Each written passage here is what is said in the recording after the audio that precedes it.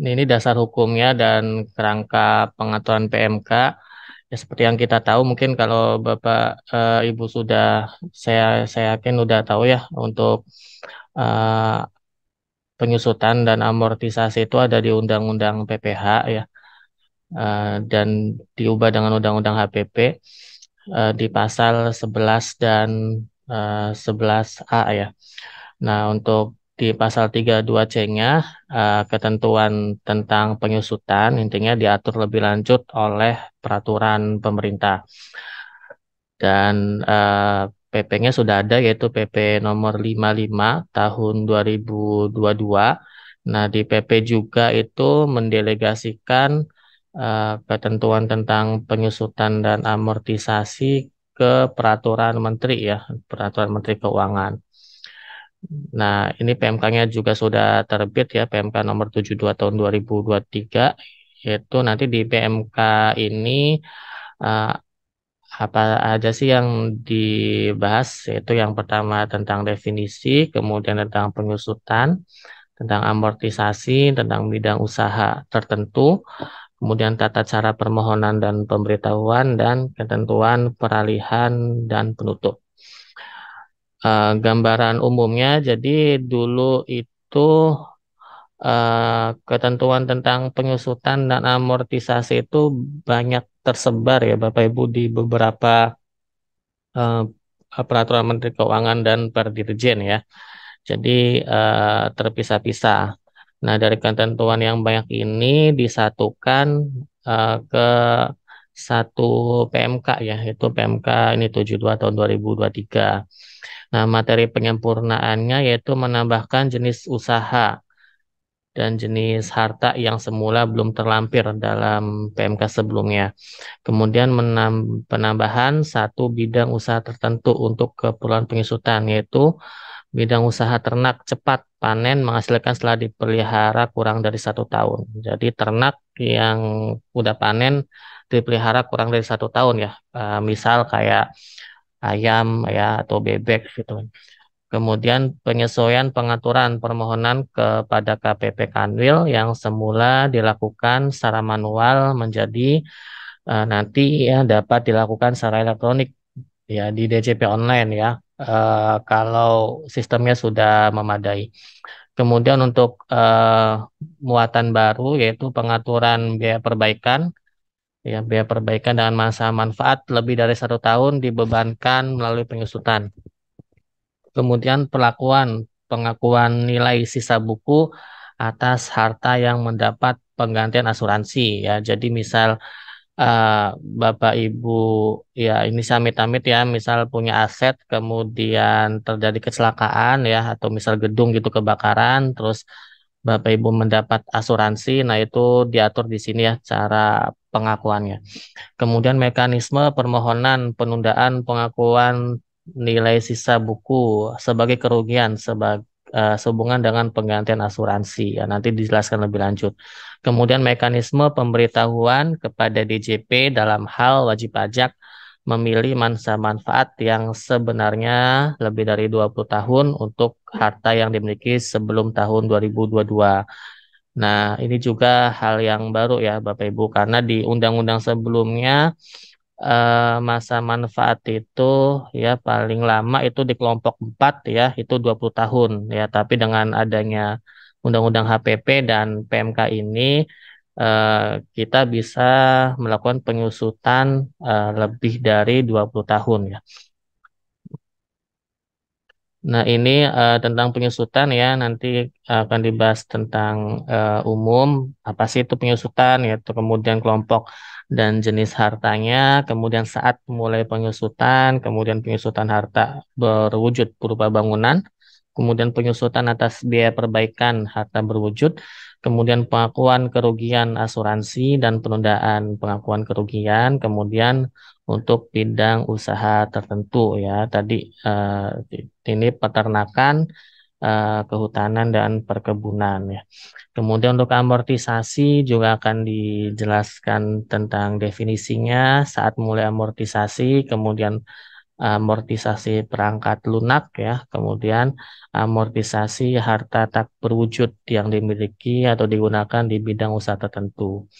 Kemudian untuk tata cara permohonannya ada permohonan masa manfaat ya, permohonan saat mulai pengusutan, kemudian penundaan pengakuan kerugian ya, permohonan masa manfaat bidang usaha tertentu, ini pemberitahuan masa manfaat lebih dari 20 tahun dan tindak lanjut atas permohonan ya, nanti akan dibahas satu-satu.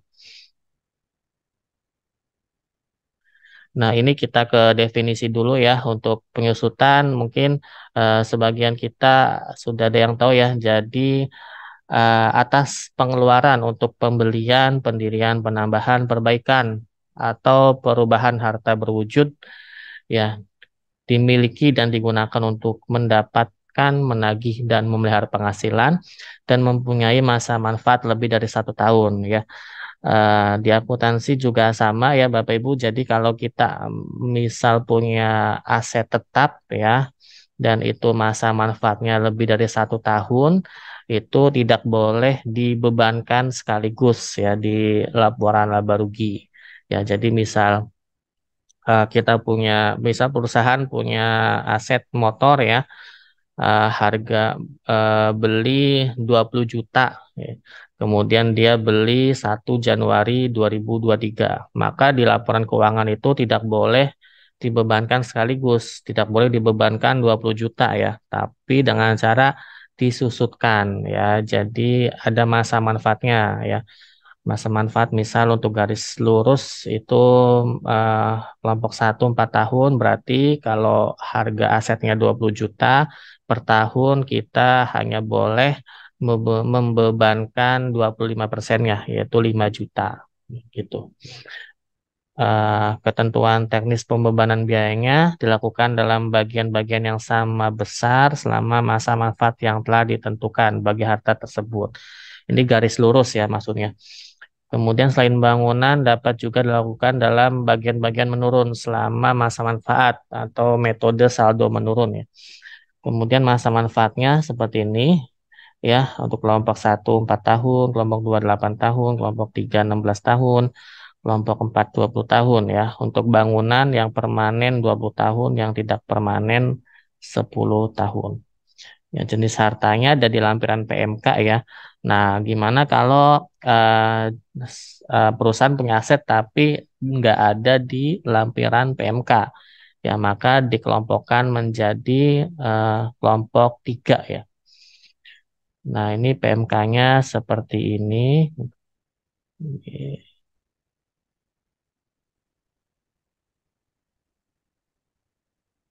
Nah, ini ada di lampiran PMK-nya ya.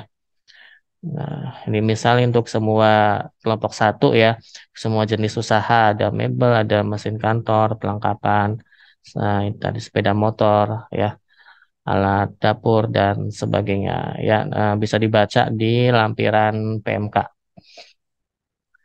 Oke. Kemudian untuk saat mulai penyusutan ya, ini diatur untuk bangunan, selain bangunan dan bidang usaha tertentu ya, bidang usaha tertentu itu ada kehutanan, perkebunan dan peternakan. Jadi penyusutan itu kapan sih mulainya gitu? Nah, yaitu dimulai pada bulan dilakukannya pengeluaran. Ya, jadi ketika misal tadi kita perusahaan membeli aset ya, misal membeli motor ya, ketika kita belinya itu aset sudah kita miliki, nah saat itu sudah dimulai penyusutan ya. Untuk harta yang masih dalam proses pengerjaan, penyusutannya dimulai pada bulan selesainya pengerjaan.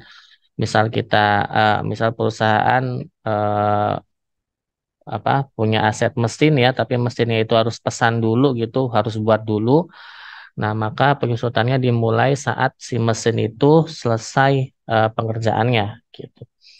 Kemudian dengan persetujuan Direktur Jenderal Pajak diperkenankan pada bulan harta digunakan. Nah, misal tadi mesinnya sih sudah jadi ya, tapi memang belum digunakan. Nah, itu bisa dengan persetujuan Ditjen Pajak, penyusutannya dimulai ya saat si mesin itu digunakan. ya. Kemudian dalam bidang usaha tertentu ya, bulan mulai produksi komersial. Ya, ini untuk peternakan ya, ya perkebunan atau kehutanan ya.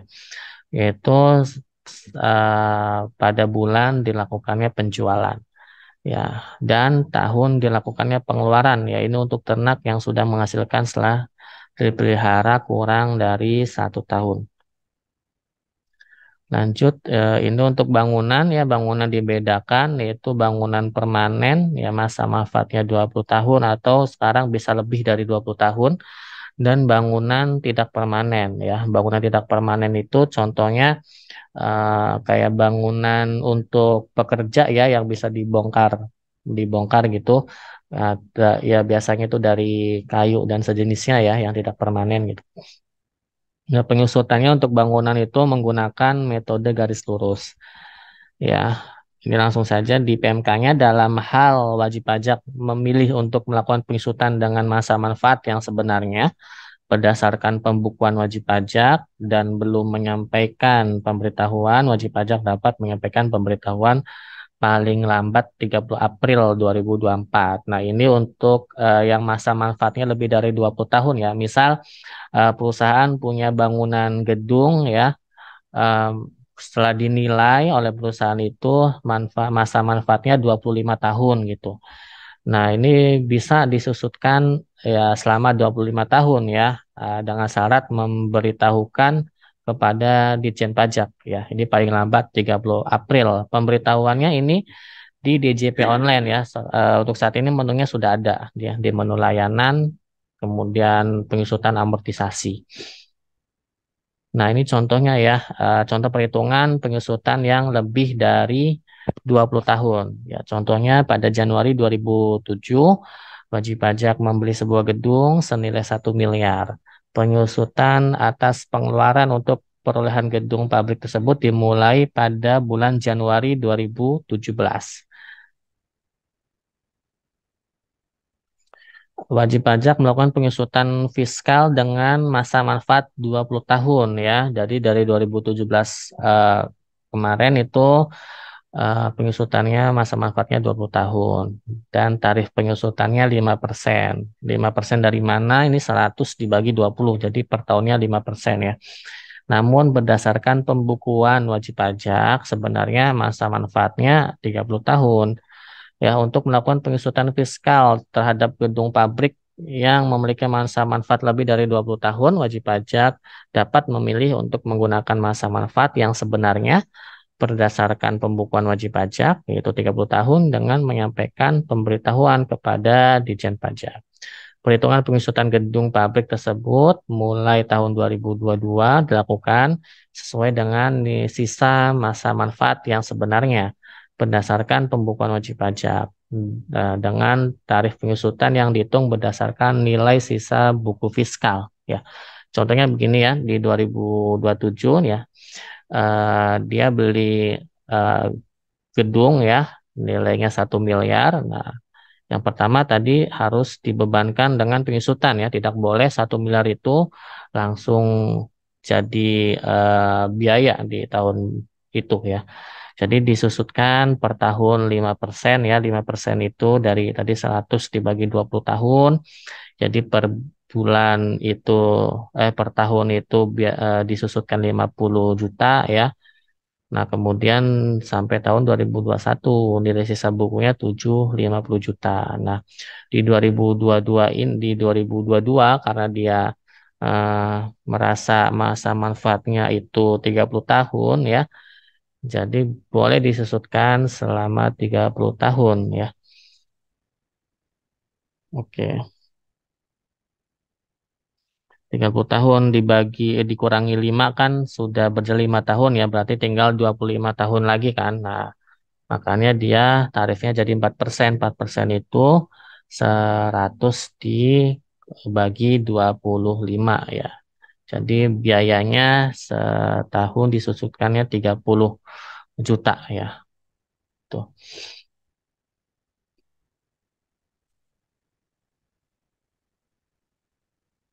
Nah, kemudian ini untuk biaya perbaikan. Biaya perbaikan itu ada dua jenis ya. Bisa dikapitalisasi atau dibebankan langsung. Dikapitalisasi itu artinya si biaya perbaikan ditambahkan nilainya ke si aset ya. Kemudian ada dua yang dikapitalisasi yaitu perbaikan tidak menambah masa manfaat, kemudian ada perbaikan yang menambah masa manfaat. Kemudian biaya perbaikan dengan masa manfaat lebih dari 1 tahun dibebankan melalui pengusutan harta berwujud bersangkutan ya, artinya dikapitalisasi.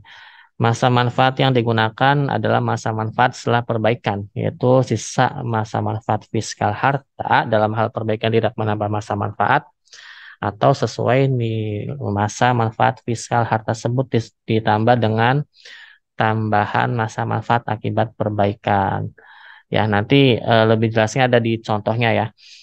Nah, pengusutannya dimulai pada bulan dilakukan pengeluaran untuk perbaikan atau bulan selesainya pengerjaan perbaikan untuk yang masih dalam proses pengerjaan perbaikan.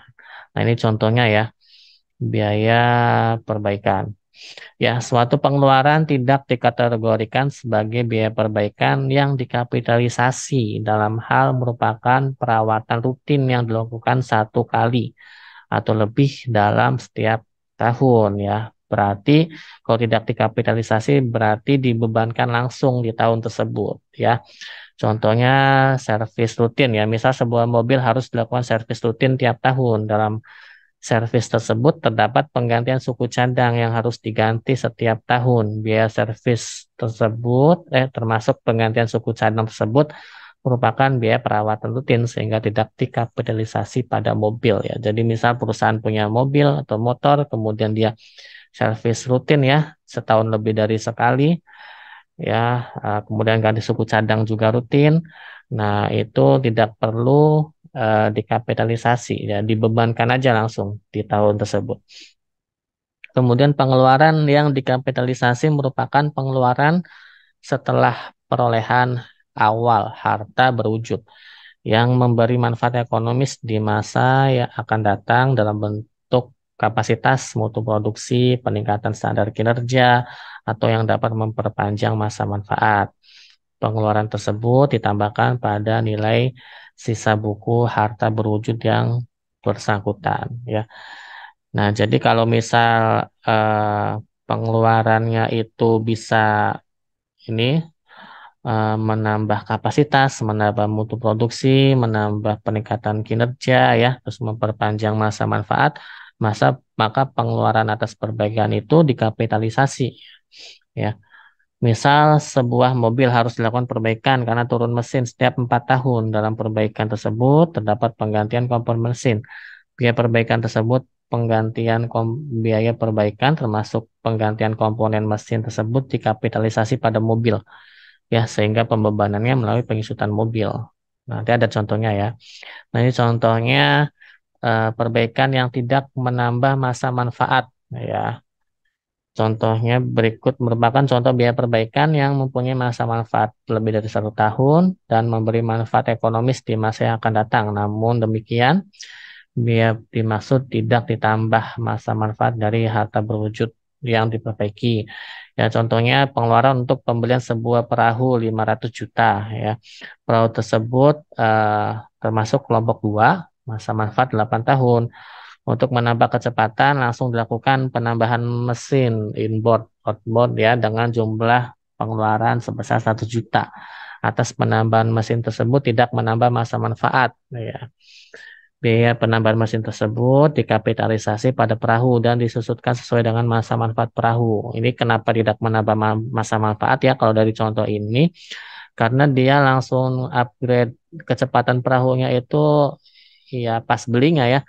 Jadi misal yang lebih sederhana, misal beli apa ya, beli laptop gitu ya, beli laptop kemudian sekalian nih di upgrade RAM-nya gitu. Nah terus kita kan ada biaya untuk upgrade-nya ya. Nah biaya itu dikapitalisasi ya ke harga si laptop. Nah gitu.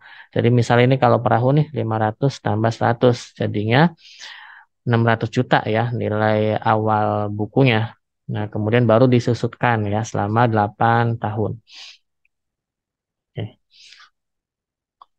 Kemudian perbaikan yang menambah masa manfaat harta berwujud yang diperbaiki. Ya, tidak melebihi masa manfaat kelompok awal. Ya, contohnya tadi beli perahu 500 juta ya, Oktober 2020. Perahu tersebut kelompok 2 ya, masa manfaat 8 tahun.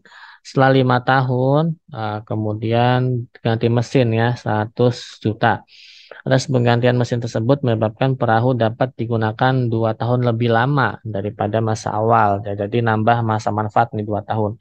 Biaya penambahan mesin tersebut dikapitalisasi pada perahu dan disusutkan sesuai nilai masa manfaat perahu setelah diperbaiki ya, setelah diperbaiki yaitu 5 tahun yang dihitung dari 3 tahun sisa masa manfaat dan 2 tahun setelah diperbaiki. Jadi contohnya seperti ini ya. Jadi masa manfaat awalnya 8 tahun, kemudian setelah 5 tahun di servis ya, berarti kan tinggal 3 tahun lagi nih. Nah, 3 tahun lagi, kemudian setelah diservis, nah dinilai masa manfaatnya nambah 2 tahun, berarti 3 tambah 2, jadi tambah 2 tahun lagi nih disusutkannya ya. Jadi seharusnya tadi sampai 2008, nah tambah 2 tahun jadi sampai 2030. Tuh.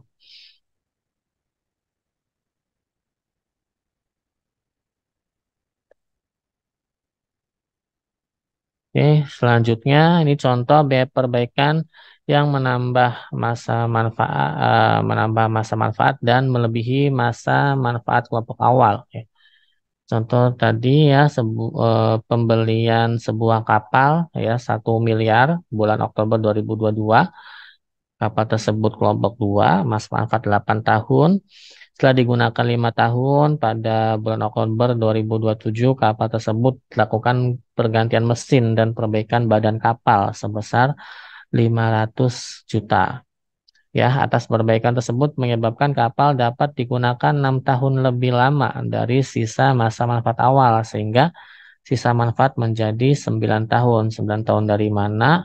Tadi kan sudah masa manfaat awal 8 tahun, sudah digunakan 5 tahun, berarti tinggal 3 tahun lagi.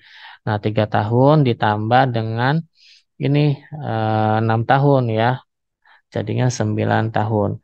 Namun untuk tujuan perpajakan masa manfaat penyusutan kapal bukan jadi 9 tahun ya, tapi tetap 8 tahun ya, sesuai dengan masa manfaat awal kelompok 2. Biaya penggantian mesin dan perbaikan badan kapal tersebut dikapitalisasi pada nilai sisa buku fiskal kapal dan disusutkan sesuai dengan masa manfaat setelah diperbaiki yaitu 8 tahun. Ya, jadinya begini ya.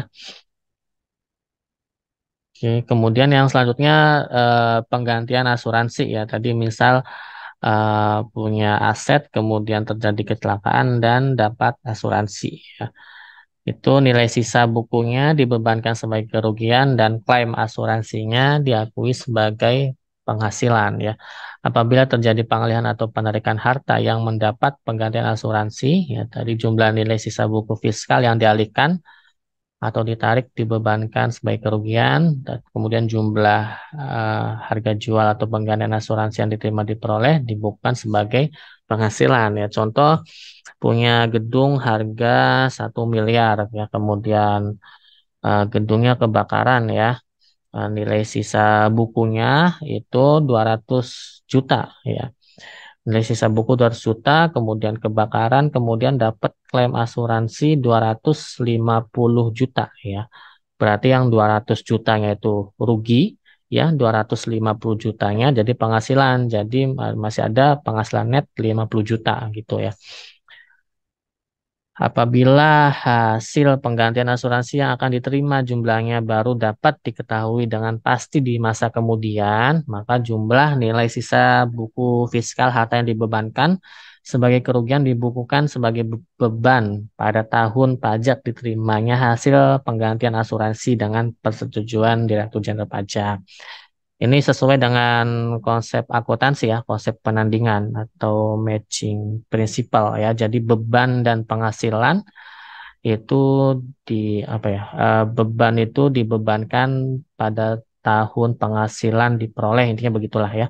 Jadi misal kebakarannya September 2023 ya, nilai sisa buku 200 juta. Ini itu kan rugi itu 200 juta di 2023. Nah, tapi dapat klaim asuransinya ternyata Maret 2024. Nah, jadi bebannya di 2023, penghasilannya di 2024. Nah, itu boleh nih beban di 2023 ini dibebankannya bukan di laporan keuangan 2023, tapi di laporan keuangan 2024 ya. Ya, sesuai dengan saat diterimanya klaim asuransi ya, tapi dengan persetujuan Direktur Jenderal Pajak gitu. Dalam hal atas harta yang dimintakan penggantian asuransi telah dijual, dialihkan sebelum diterimanya penggantian asuransi, jumlah sisa buku fiskal harta yang dibebankan sebagai kerugian diperhitungkan terlebih dahulu dengan harga jual atas pengalihan harta tersebut ya. Contoh misal tadi gedung kebakaran ya, nilai sisa buku 200 juta. Walaupun sudah kebakaran, si gedung itu masih bisa dijual nih ya dengan harga 50 juta ya.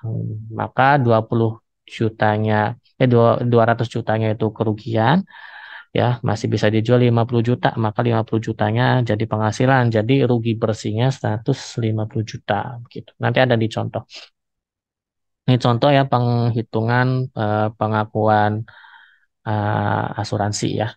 Gedung A nilai sisa buku fiskal 10 miliar terbakar pada tanggal 9 September 2023. Setelah mengajukan klaim asuransi, klaim dibayarkan 4 miliar pada 10 Desember 2023, masih tahun yang sama ya. Jadi pada tahun pajak 2023, A membukukan nilai sisa buku harta 10 miliar sebagai kerugian dan penggantian asuransi 4 miliar sebagai penghasilan ya. Ini masih rugi bersih 6 miliar ya. Oke. Kemudian nomor 2, truk PTB dengan nilai sisa buku fiskal 1 miliar mengalami kecelakaan pada tanggal 7 Juli 2023. Setelah mengajukan klaim asuransi, klaim dibayar 600 juta pada tanggal 1 Desember 2023. Pada tanggal 2 Desember, sisa truk tersebut masih bisa dijual. Ya, truk yang sudah kecelakaan masih bisa dijual, memperoleh 50 juta ya. Jadi pada tahun 2023, B membukukan nilai sisa bukunya 1 miliar sebagai kerugian dikurangi 50 juta ya. Karena walaupun kecelakaan masih bisa dijual 50 juta ya, hasil penjualan truk. Dan penggantian asuransi 600 juta sebagai penghasilan. Ya. Kemudian nomor 3, gedung PTC dengan nilai sisa buku fiskal 10 miliar terbakar 9 September 2023. Setelah mengajukan klaim asuransi atas gedung tersebut, ternyata diperlukan investigasi oleh pihak asuransi. Jadi klaimnya itu baru dibayarkan 1 Juni 2024. Nah, PTC mengajukan permohonan persetujuan untuk penundaan pembebanan kerugian atas gedung yang terbakar tersebut pada tahun pajak penggantian asuransi diterima. Jadi yang 10 miliarnya ini ya minta dibebankannya bukan di 2023 ya, tapi di 2024. PTC membukukan nilai sisa buku 10 miliar sebagai kerugian dan penggantian asuransi 7 miliar sebagai penghasilan di 2024. Itu tentang penyusutan ya. Kemudian ini tentang amortisasi. Ini sebenarnya prinsipnya sama dengan penyusutan ya. Tapi kalau penyusutan itu untuk harta berwujud, kalau amortisasi itu untuk harta tak berwujud ya. Contoh hak, paten ya, software dan sebagainya. Atas pengeluaran untuk memperoleh harta tak berwujud dan pengeluaran lainnya ya, termasuk biaya perpanjangan hak guna bangunan, hak guna usaha, hak pakai dan goodwill. Ini perpanjangannya ya. Nah, mempunyai masa manfaat lebih dari 1 tahun dan digunakan untuk mendapatkan, menagih dan memelihara penghasilan. Nah, ini namanya amortisasi. Ketentuan teknisnya dilakukan dalam bagian-bagian yang sama besar selama masa manfaat ya, atau garis lurus, atau dalam bagian-bagian yang menurun selama masa manfaat atau saldo menurun ya. Jadi intinya Kalau metode penyusutan kan dalam akuntansi banyak ya, mungkin ada metode garis lurus, saldo menurun, terus apa sih jumlah produksi dan sebagainya ya. Nah, tapi untuk keperluan perpajakan hanya dua metode yang boleh digunakan, yaitu metode garis lurus dan eh, apa saldo menurun. Maaf.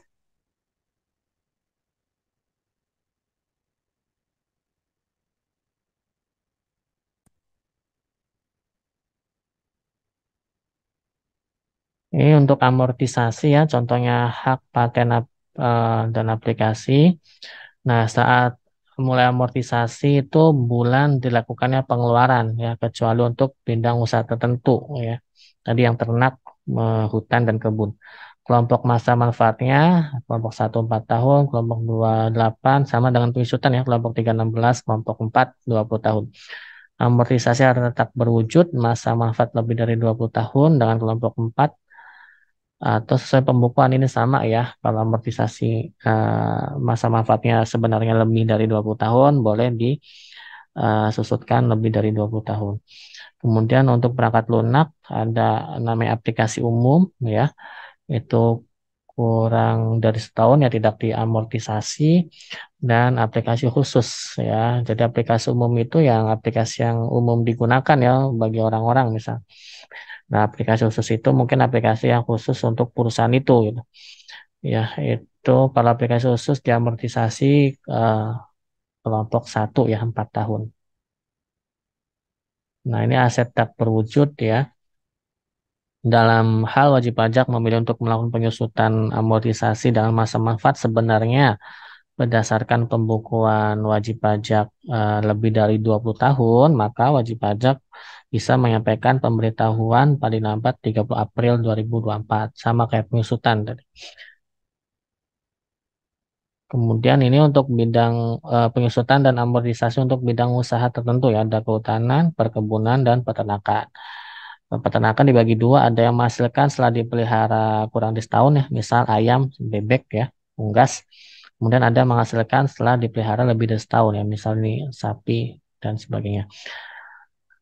Harta berwujud dalam bidang usaha tertentu yaitu tanaman kehutanan itu masuk kelompok 4, tanaman keras masuk kelompok 4, dan ternak ya itu masuk kelompok 2. Nah, ternak yang sudah menghasilkan setelah dipelihara kurang dari setahun ya, kayak misal tadi ayam itu bisa dibebankan sekaligus, bisa disusutkan 2 tahun, 3 tahun, atau 4 tahun. Ya, biaya pembelian bibit, pemeliharaan dan sebagainya dibebankan oleh penyusutan. Kemudian penyusutan dimulai pada bulan mulai produksi komersial, yaitu bulan dilakukan penjualan. Ya, atau tahun dilakukan pengeluaran untuk ternak yang sudah menghasilkan setelah dipelihara kurang dari setahun. Ya. Kemudian amortisasi dimulai pada bulan dilakukan pengeluaran untuk memperoleh harta tak berwujud atau pada bulan produksi komersial ya. Nah, ini jenis-jenis eh, permohonannya ya. Nah, ini permohonan kelompok masa manfaat penyusutan ya. Tadi ini diajukannya ke Kanwil DJP ya. Yang wajib pajak nih, permohonan ya, kelengkapannya spesifikasi dari produsen, perkiraan umur dari penilai publik, dan keputusan sebelumnya apabila sudah memperoleh. Ini cara penyampaiannya bisa langsung, bisa ekspedisi, bisa elektronik. Ya, untuk saat ini saya cek di DJP online ini belum ada ya untuk ini permohonan kelompok masa manfaat. Ya, jadi masih manual ya. Nanti juga bakal ada di DJP online. Nah, nanti permohonannya ke Kanwil, diteliti oleh Kanwil, apabila tidak lengkap bisa dimintakan surat permintaan kelengkapan ya. Yang wajib dipenuhi selama 10 hari. Apabila lengkap, ada penelitian substansi, kemudian dalam waktu 10 hari ada SK persetujuan ya. Oke. Ini kelompok masa manfaat, misal tadi kan kalau misal kita punya aset tapi tidak ada di lampiran PMK itu kan masuk kelompok 3. Ya, tapi kalau misal Bapak Ibu merasa, ini kayaknya bukan kelompok 3 deh, tapi kelompok 2. Nah, itu ini permohonannya, permohonan kelompok masa manfaat penyusutan. Oke, untuk selanjutnya ini permohonan kelompok masa penyusutan untuk bidang usaha tertentu. Ini sama kayak tadi ya, pada intinya. Permohonan juga ke Kanwil. Kemudian ada permohonan saat mulai penyusutan ya. Tadi saat mulai penyusutannya pada saat menghasilkan ya. Ini permohonannya ke KPP ya. Kemudian ada juga penundaan pengakuan kerugian asuransi ya. Tadi misal asuransinya baru dibayar tahun depan, nah itu bisa dibebankan di tahun depannya. Ini juga permohonan ke KPP. Kemudian ini tata cara pemberitahuan penyusutan amortisasi lebih dari 20 tahun ya.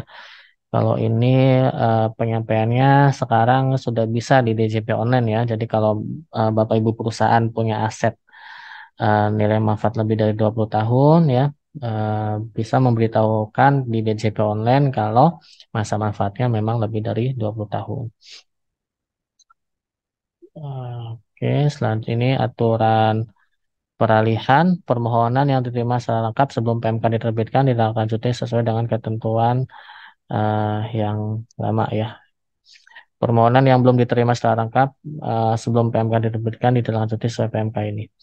Pada saat berlakunya peraturan menteri ini untuk keperluan perhitungan penyusutan berlaku ketentuan sebagai berikut terhadap pengeluaran harta berwujud bukan bangunan yang telah disusutkan sesuai dengan masa manfaat 1, 2, 3, 4 berdasarkan PMK yang dulu maka tetap berlaku ya. Jadi kalau berdasarkan PMK yang dulu Bapak Ibu sudah menyusutkan misal kelompok 1 ya lanjutkan saja ya. Kemudian dikecualikan dari ketentuan pada angka 1 terhadap jenis harta berwujud bukan bangunan yang diperoleh sebelum tahun pajak berlakunya PMK ini ya berarti sebelum 2023 dan tidak tercantum dalam ketentuan yang lama ya maka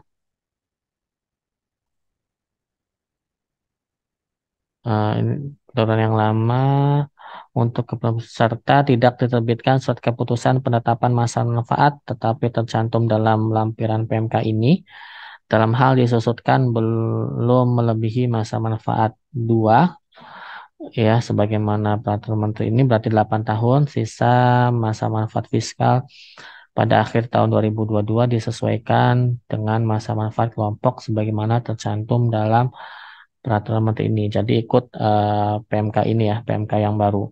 Kemudian dalam hal telah disusutkan melebihi masa manfaat kelompok 2 nilai sisa buku fiskal pada akhir 2022 disusutkan sekaligus di akhir tahun 2023. Oke. Ini aturan penutupnya intinya mencabut PMK-PMK yang lama ya. Oke, mungkin itu ya tentang penyusutan dan amortisasi dan